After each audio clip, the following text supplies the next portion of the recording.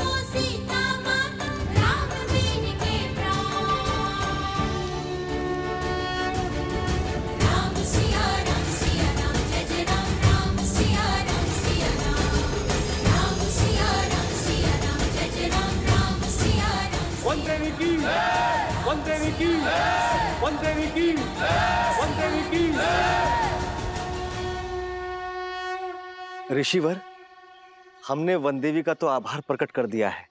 अब बारी उनके पुत्रों को धन्यवाद देने की है। हम सब उनके आभारी हैं ऋषिवर।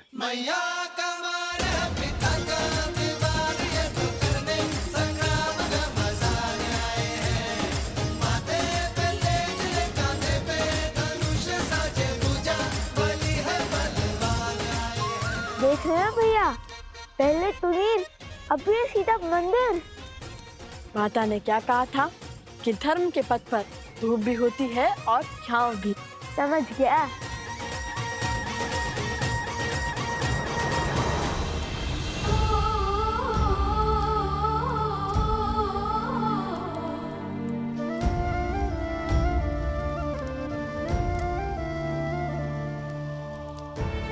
जितनी अधूरी ये सीता आपके बिना है, उतना ही अधूरा ये मंदिर आपके बिना है श्री राम।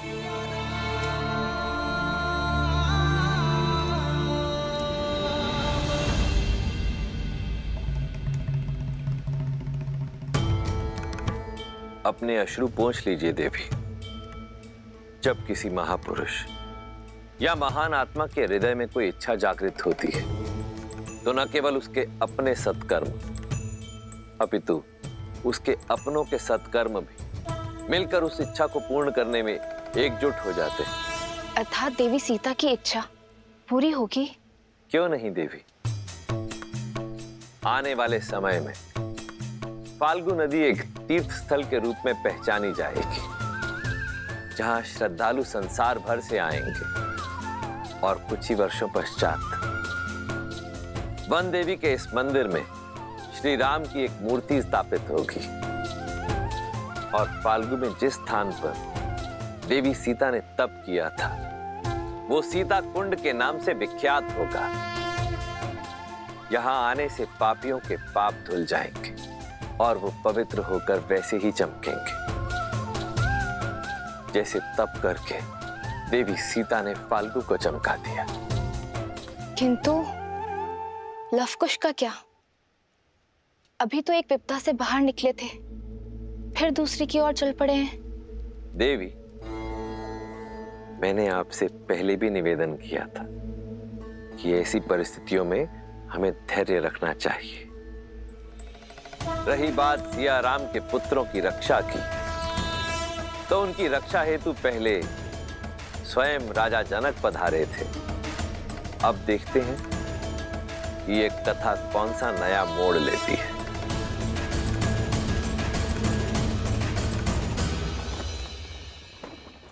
क्षमा करें प्रभु, मुझे नहीं लगता कि भरत भैया आपका ये आदेश स्वीकार करेंगे।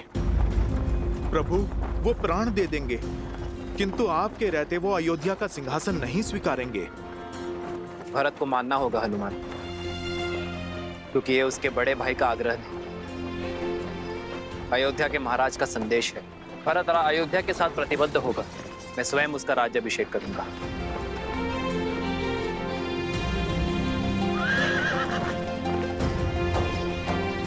रथ क्यों रोका सारथी?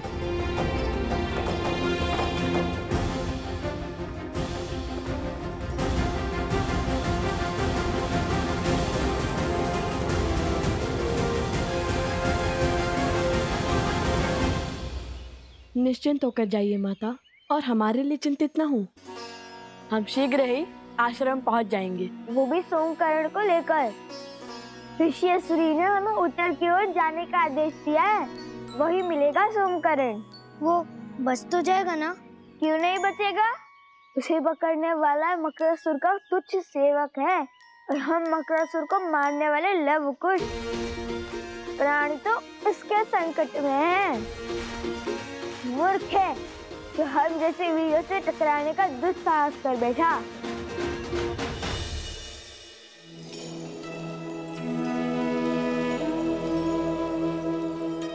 अपना ख्याल रखना। जी माता।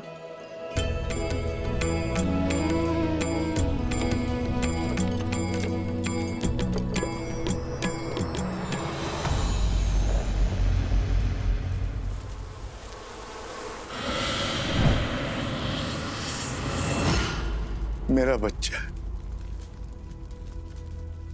चंद्रबाबू।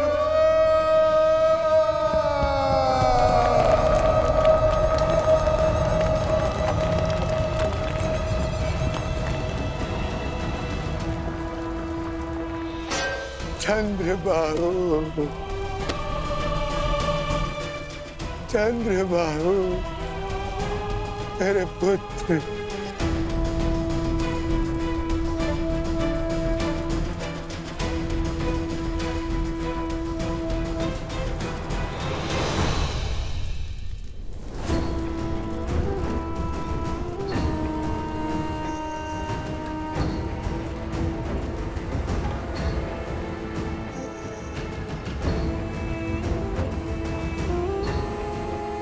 बहुत प्रसन्न होगी ना तुम?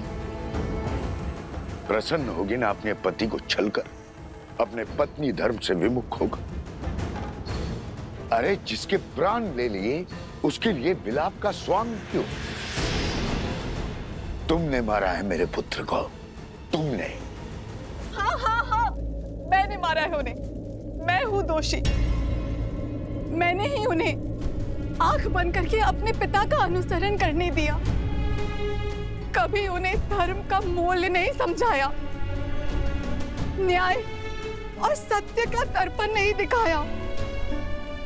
हाँ, मैंने मारा है उन्हें। बस, जिस अधर्म की तुम दुहाई दे रही हो, देखती जाओ कैसे मेरे पुत्र की बलि धर्म और अधर्म के इस युद्ध में राक्षसों की ओर से अंतिम बलिदान होगी। मूर्ख मत बनिए। अपमान नहीं कर रही हूँ, आपको सत्य बता रही हूँ। आप चाहे कुछ भी कर लें, आपका पुत्र वापस लौट के नहीं आने वाला, और उनकी आत्मा को आपके झूठे धर्म की हार, धर्म की जीत से कोई अंतर नहीं पड़ता।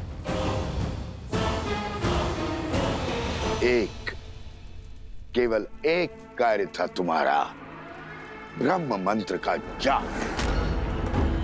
उसमें भी मात खा गई। इतनी सरलता से शत्रु के बहकावे में आ गई। अपना धर्म भूल उनके धर्म का गुणगान करने लगी। जो स्वयं शस्त्र नहीं उठा पाते, वो सदा नारी को अपनी ढाल बनाते हैं। लोक अपवाद और शंका से नारी का चरित्र मलिन करते हैं। आज मैं पद्मा अपने संचित सभी पुण्यों के बदले आपको श्राप देती हूँ कि जिस नारी को आप खिलौना समझते हैं, वही आपका अंत करेगी।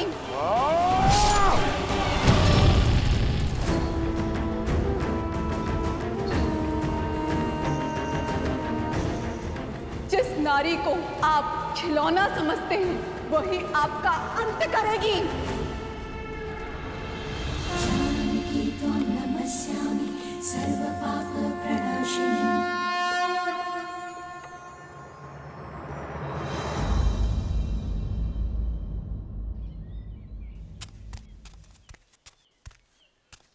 कुश कुश। हाँ, चाल में शीघ्रता लाओ कुश, हमारे पास इतना भी समय नहीं है। भैया वो देखिए आम। काम के बारे में सोचो कुछ, काम के बारे में सोचो। सोम किस अवस्था में होगा? भूखा होगा। उसे पीड़ा में छोड़ हम भोजन कैसे कर सकते हैं? चलो चलो।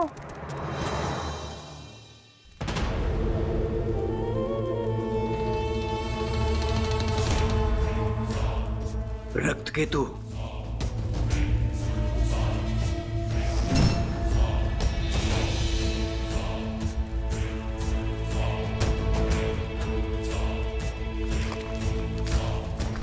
मत मारो मुझे, छोड़ दो।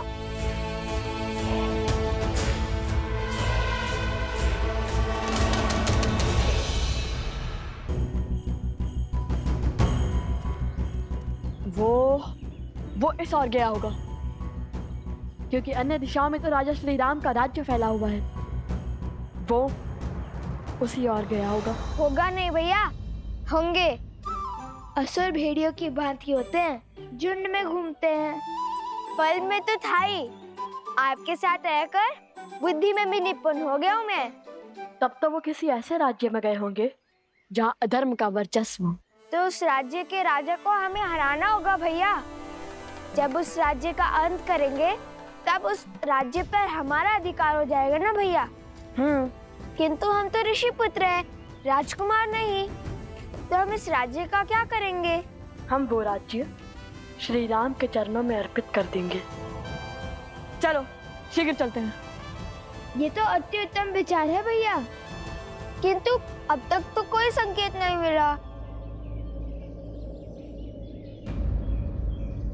भैया ये तो सोमकरण का कुंडल है।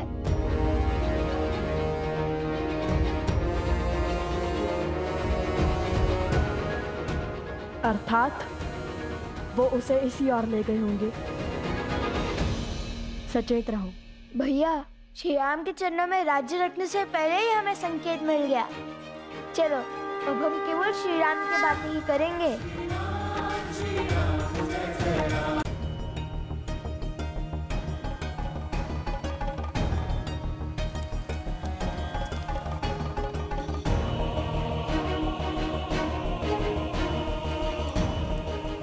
महाराज की जय हो। ये यज्ञ कैसा आ रही सुमंत? आपके भाई पितृ यज्ञ कर रहे हैं श्री राम।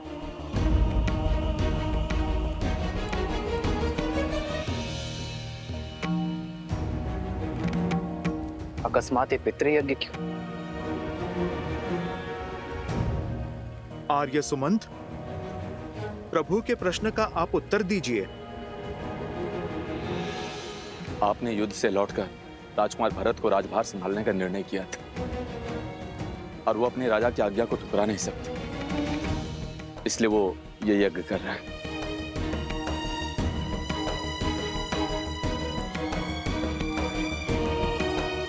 पितृ यज्ञ से प्रभु का राजकाज छोड़ने का क्या अर्थ है?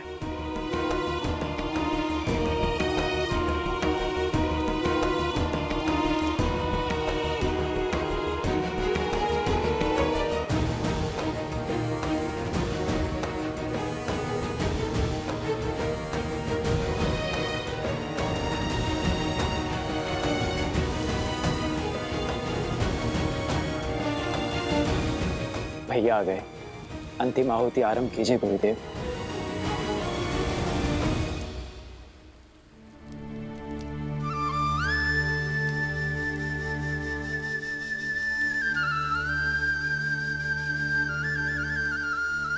भरत के इस निर्णय का मुझसे क्या संबंध? जानता हूं मैं।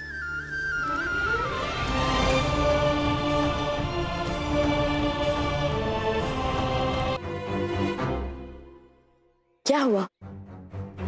कोई संकेत मिला क्या? मिला, किंतु संकेत नहीं, प्रश्न। यदि युद्ध जीते तो राज्य श्री राम के चरणों में रख देंगे, है ना?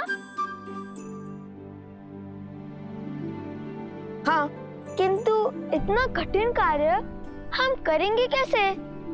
राज्य में बसे घर, वन, उपवन, नदियाँ, गौशालाएं सब उठाकर कैसे धरेंगे श्री राम के आगे?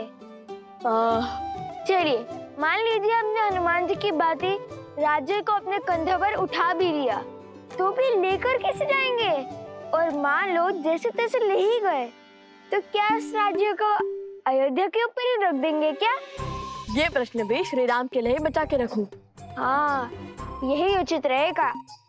कह देंगे कि हम तो प्रण से बंधे हैं, हम तो राज्य ले आए। अब आप बताइए, आपके चरणों को राज्य पे रखे या राज्य को आपके चरणों पे रखे? तुम क्या सच में इतने मूर्ख हो? नहीं, पर भूख से ध्यान भटकाने के लिए बात ही बना ली।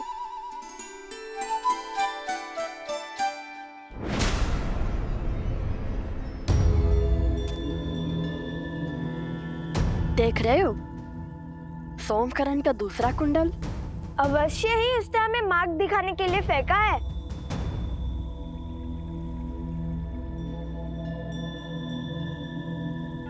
कुश! लव भैया, तुमसे भूल हुई है, मैं तो केवल एक ऋषि कुमार हूँ। भयभीत क्यों होते हो? ना मैं तुम्हें मारूंगा ना खाऊंगा। तुम मनुष्य को खाते हो? एक बार मेरी ओर देखो तो सही,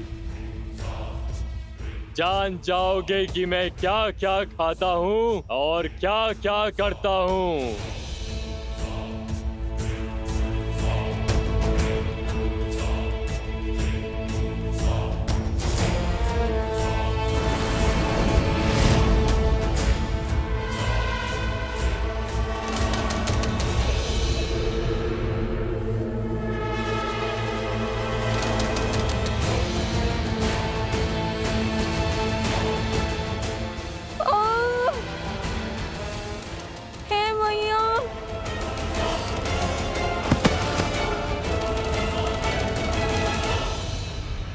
आज सहस्त्रमुख रावण को सूचित किया,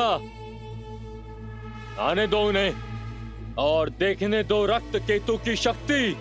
जो कार्य तुम्हारा मूर्ख मकरासुर नहीं कर पाया वो मैं करूंगा।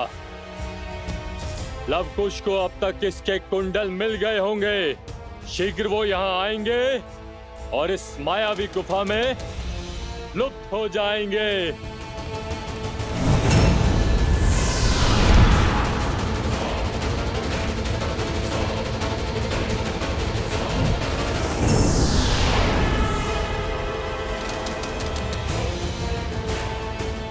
इस गुफा में प्रवेश अपनी इच्छा से होता है, किंतु निकास मेरी इच्छा से।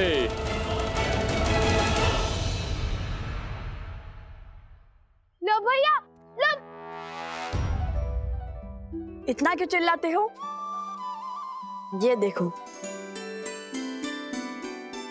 ये तो सोमकर्ण का वस्त्र है। हम उचित मार्ग पर हैं। चलो। ओम पूर्णमस्य पूर्णमादाय पूर्णमेवावशिष्यते।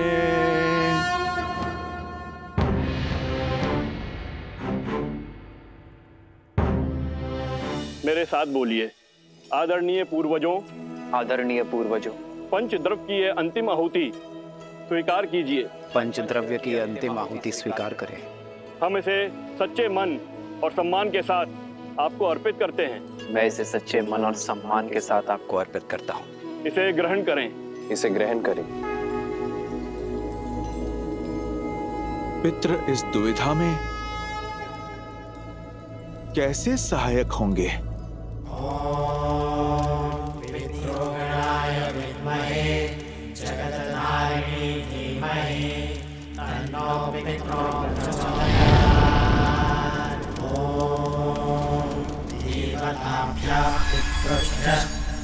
महायोगेभ्यः एव च नमः स्वाहायै स्वधायै नित्यमेव